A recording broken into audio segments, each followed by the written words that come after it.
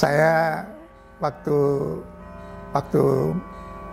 pilih istri, itu saya pilih istri yang pertama takut Tuhan ya, dan yang kedua tidak macam-macam gitu. Nah dia ini yang tadi saya katakan orang yang tidak punya. Jadi saya pikir inilah yang paling tepat buat saya. Dia waktu itu tinggalnya jauh dari saya. Saya waktu itu di Bandung, dia di Duri, di Rumbai, Pekanbaru. Di Rumbai, kakak ikut sama kakaknya di sana. Saya surat-suratan dengan dia aja. Itu kira-kira sampai akhirnya saya putuskan untuk saya menikah. Siapa, Om? Ya. Yang memperkenalkan Om sama Ketemu di kereta api. kereta api Bandung Jakarta ketemu. Jadi nggak sengaja ya, Om? Iya, nggak sengaja. Iya, cantik banget.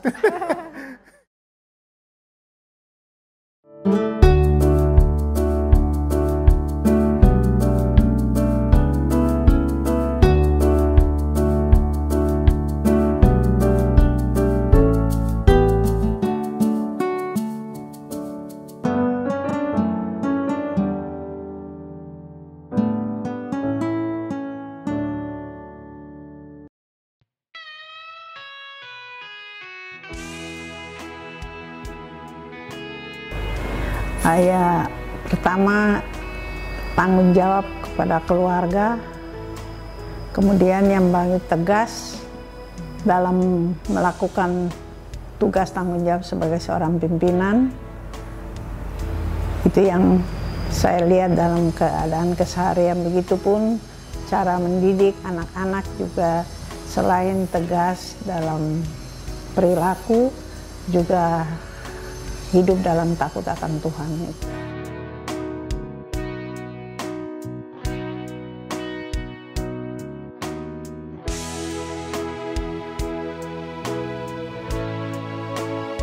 Ya, secara manusia ya tentu khawatir itu ada ya, lumrah lah.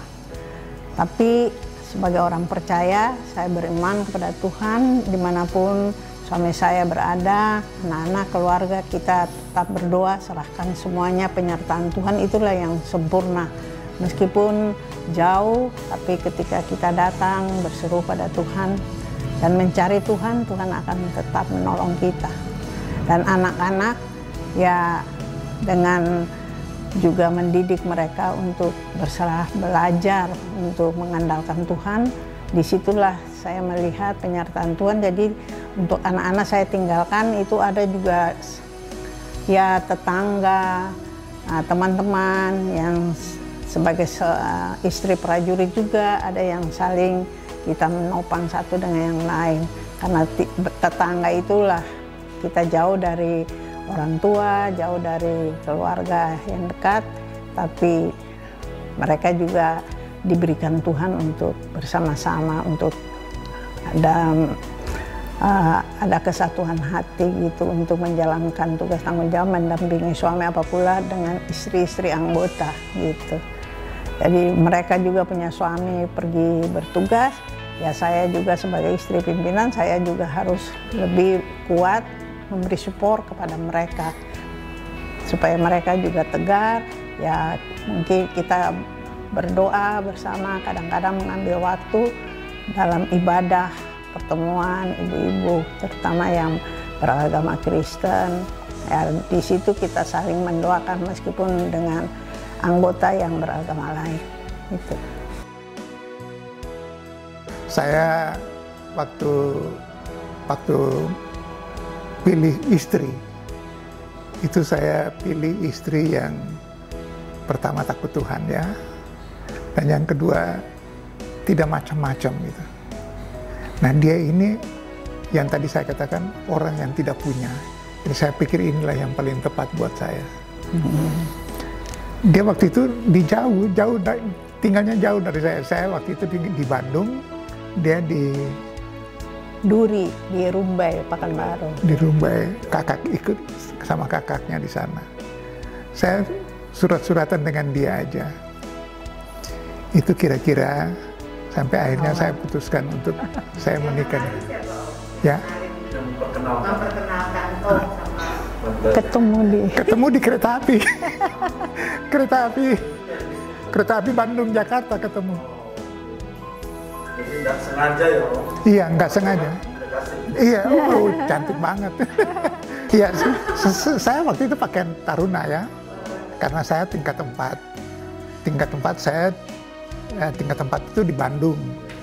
Jadi waktu ke Jakarta, dia satu kereta api dengan saya. Waduh, ini cantik juga nih. Padahal dia kenal saya, karena dulu satu kelas dengan adik saya gitu, di Ambon. Terus? Ya, perkenalan pertama yang mungkin itu memang di Ambon sudah pernah juga ya kenakan kakak kelas gitu dengan adiknya. Jelas Om duluan senang kan Omnya. Oh iya. Jadi ada sambutan dari tante gitu ya. Oh iya. surat-suratannya gimana surat-suratannya? Tadinya tuh cuma ya saling menyapa gitu, kemudian tanya alamat.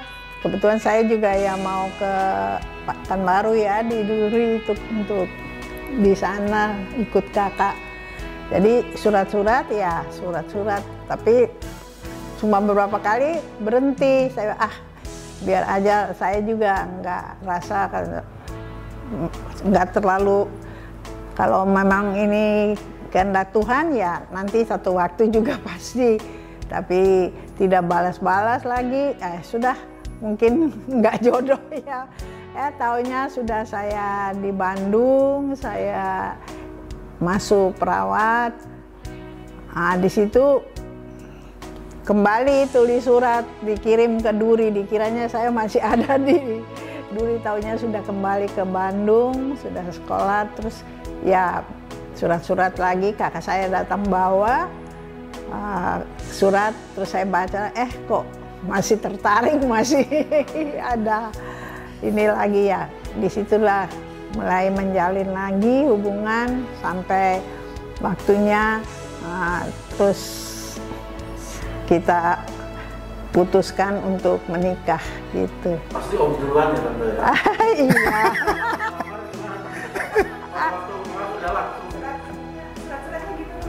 Kan surat-suratnya itu unik, sentri ya, karena amplopnya itu diberikan kepada yang terhormat, gitu, yang tercinta ini, tapi dengan spidol yang berwarna-warni gitu. Sampai kepala suster itu tanya, loh ini suster Eta ini punya kenalan kok, kirim suratnya kok lucu banget dari surat-surat lain-lain. Kalau sampai sudah lihat warna-warni itu sudah tahu pasti itu untuk saya.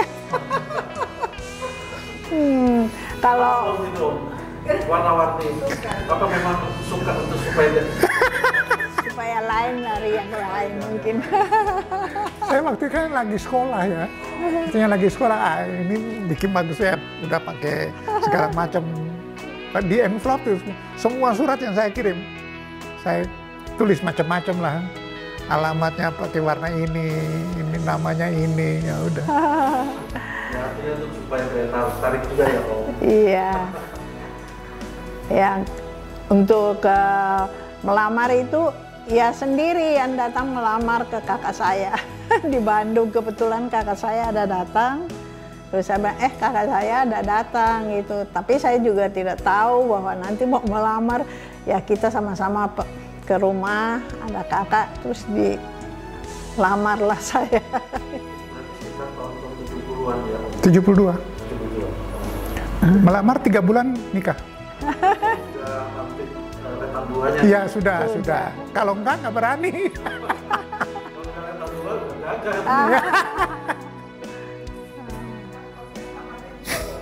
Hah? Ditanya Om Manes punya apa? Oh iya. Jadi Cerita lucu ya Om?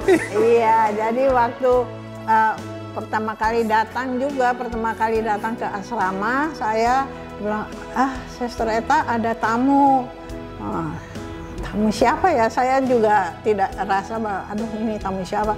Tahu-taunya datang sudah pakai pakaian dinas, pakai pakaian hijau.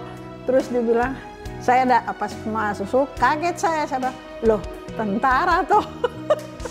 Tadinya Jadi, saya ketemu itu masih pakai. Waktu AKBRI dipikir nggak jadi tentara. Belum tahu, belum mengerti dah itu. Jadi pakai pakaian tentara, loh ini tentara tuh.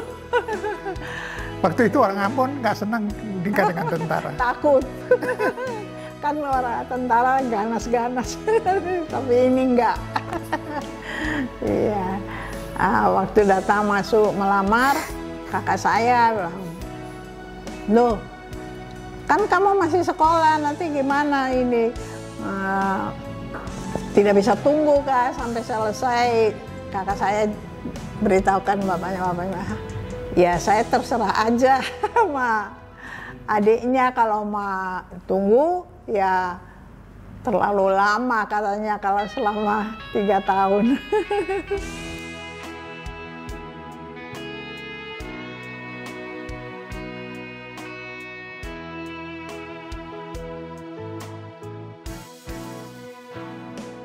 Dengan Papi dengan Mami menyampaikan terima kasih banyak untuk yang merekam kita hari ini, dan juga untuk anak-anak, cucu-cucu kami semua yang selama ini mendukung kami dalam segala kehidupan kami. Kami berterima kasih untuk Mevia, Chris, Dira, Dito, juga Lona, Yesaya, Tony, Marsha, Monica, Jonathan, juga Denny, Marsha. Terima kasih, Tuhan memberkati semuanya. Dari Tante mau ngomong, tambahin? Ya, dari saya semoga apa yang kami sampaikan ini tentu ada kurang dan ada yang baik. Ya,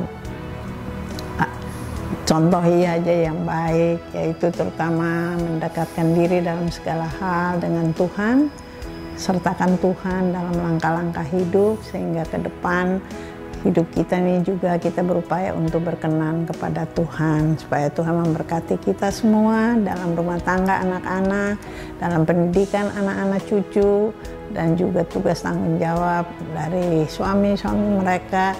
Ya, terutama ada bagi Tony yang jauh di tempat tugasnya, Tuhan selalu lindungi. Bagi Chris juga dalam tugas-tugas sebagai seorang anggota militer, senantiasa Tuhan memberkati, melindungi mereka sehingga mencapai kesuksesan dalam kehidupan mereka, masa depan mereka, anak cucu juga demikian.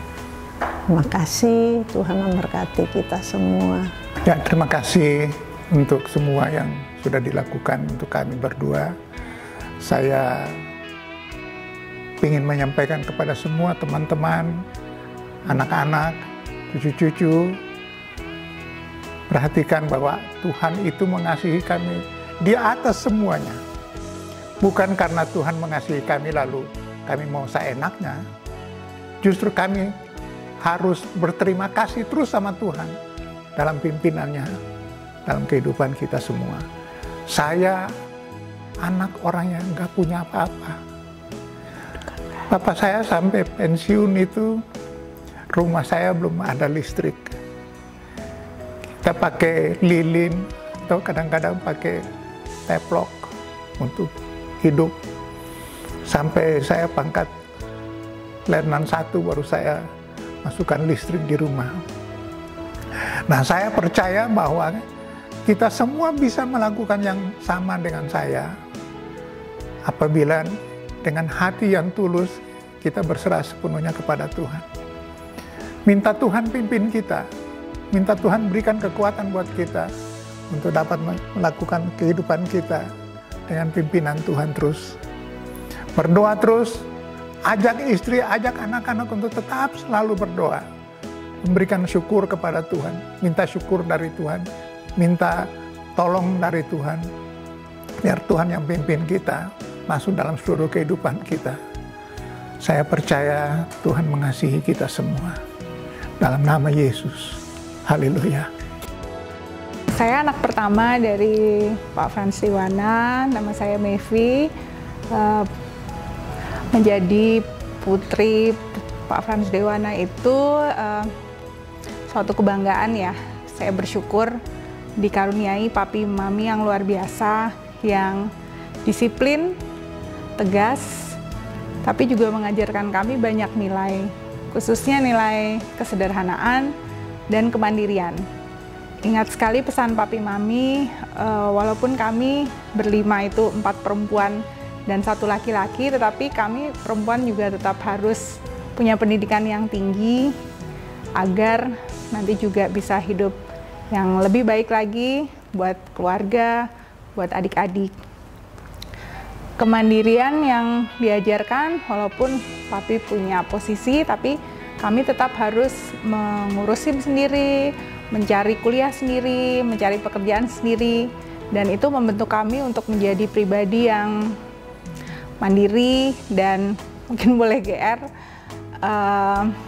tangguh lah ya, semoga menghadapi kehidupan selain ajaran papi mami juga. Papi mami mengajarkan kami untuk selalu mengandalkan Tuhan dalam segala hal, mulai dari pendidikan, mulai dari mendoakan untuk mendapatkan pasangan hidup yang terbaik, mendidik anak-anak, itu juga sedikit banyak ada teladan papi mami yang membentuk kami menjadi pribadi yang seperti saat ini. Jadi kalau kembali ditanya, apa rasanya menjadi putri Pak Frans Dewana dan Ibu Eta Andris, adalah bangga, bersyukur, dan semoga bisa menjalani hidup sesuai teladan-teladan beliau berdua. Ya mungkin kalau dari ceritanya barusan tadi ya, Opa itu kayaknya orang yang pantang menyerah pasti ya. Banyak tantangan, banyak rintangan, tapi ya mungkin karena emang cita-cita dan keyakinannya yang kuat, Opa itu jadi orang yang mau selalu berusaha, pokoknya harus dapet lah, harus sampai gitu. Ya sekarang akhirnya sudah menjadi teman nonton, jadi kalau mau nonton film apa aja, sekarang malah lebih sering sama Opa daripada mama papa. Ya mungkin gitu aja. Nggak sih. Ya apa ya, pilihan filmnya papa mama kurang bisa banyak. Mama nggak terlalu suka film action yang gore banget, terus papa sukanya beberapa film aja, jadi ya pilihan pasnya udah di Opa aja. Opa terima-terima aja filmnya. Saya Lona, anak kedua dari Pak Frans Dewana. Kalau dulu, kalau masih kecil atau masih SD, SMP gitu, kita kalau bilang saya anaknya Pak Frans Dewana, orang pasti kaget gitu. Wih, anaknya Pak Frans ya, karena papi itu dulu sampai sekarang sih masih jadi tokoh yang orang segani dan yang orang hormati.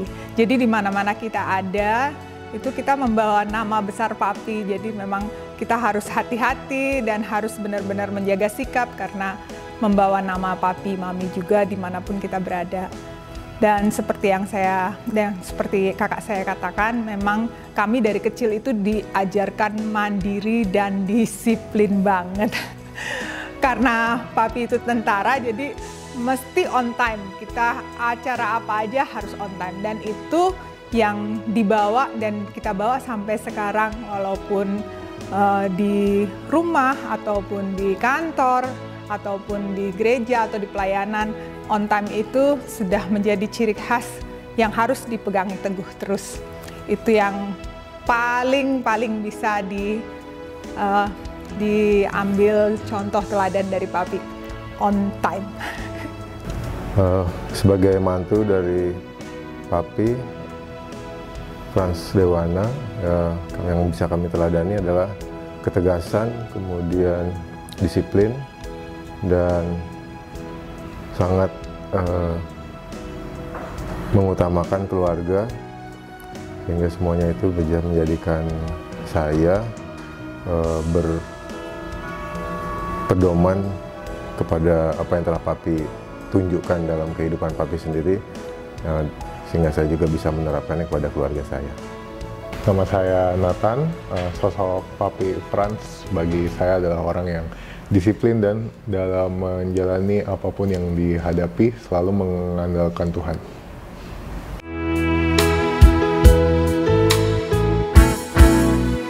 Beta berlayar jauh, jauh dari Ambone, di tanah orang baru beta menyesali. Mengapa beta mau buang diri begini, jauh dari pangku mama, sungguh asing lawannya. Jo apa tempo beta pulang ke Ambone, laut yang